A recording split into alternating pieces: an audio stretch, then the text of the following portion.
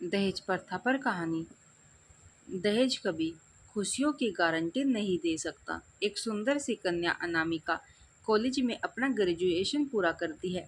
तभी उसकी मुलाकात एक लड़के राहुल से होती है। राहुल भी बहुत स्मार्ट और माता पिता का आज्ञाकारी बेटा है। दोनों एक दूसरे को पसंद करने लगते हैं। दोनों का ग्रेजुएशन पूरा होता है।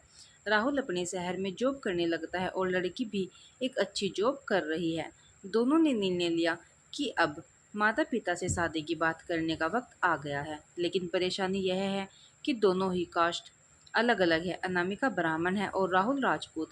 राहुल के समाज में दहेज बहुत जरूरी है, जो कि नकद में होता है। उसके अलावा कई तरह के गिफ्ट्स और गहने की भी मांग की जाती है। राहुल ने अनामिका को यह स्थिति स्पष्ट की और कहा, घर वालों को मनाओ, अगर तुम सभी मांगे पूरी करवाती हो तो मेरे माता पिता तुम्हें पलकों पर बैठाएंगे।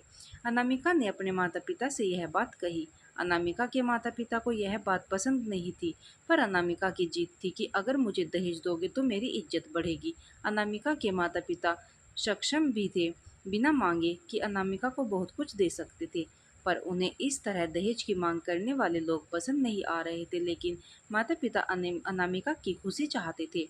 उन्हें यह डर था कि कहीं उनकी बेटी ये ना सोचे कि वे अपनी बेटी को कुछ देना नहीं चाहते, इसलिए उन्होंने सभी शर्तें मानी। शादी में राहुल को कार, फ्लैट, फर्नीचर के साथ 50 लाख नकद दिए गए। साथ ही अनामिका को गहने भी दिए गए और सभी रिश्तेदारों को गिफ्ट्स और कपड़े भी दिए।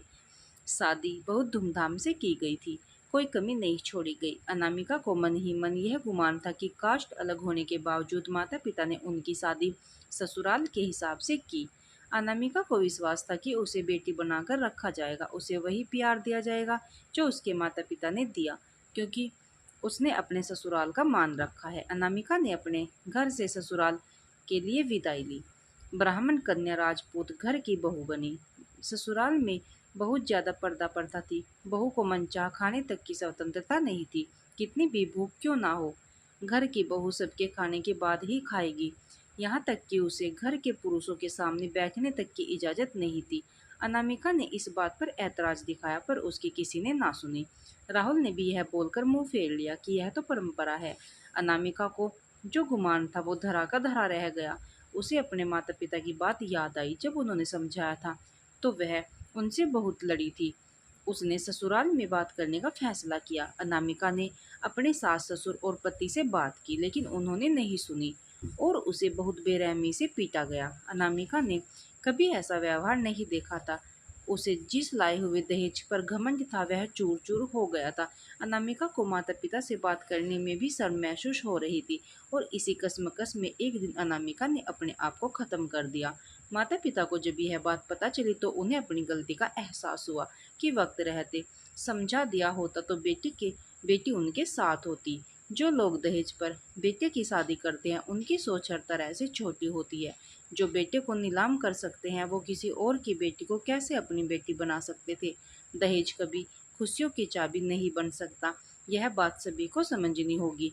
इस दहेज प्रथा की कहानी में आपने पढ़ा होगा कि माता पिता ही नहीं, लड़की की सोच भी दहेज को सपोर्ट कर रही थी।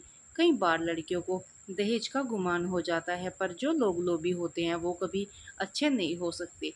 यह बात सबको समझने की जरूरत है। कहानियाँ जीवन में बहुत मायने रखती हैं।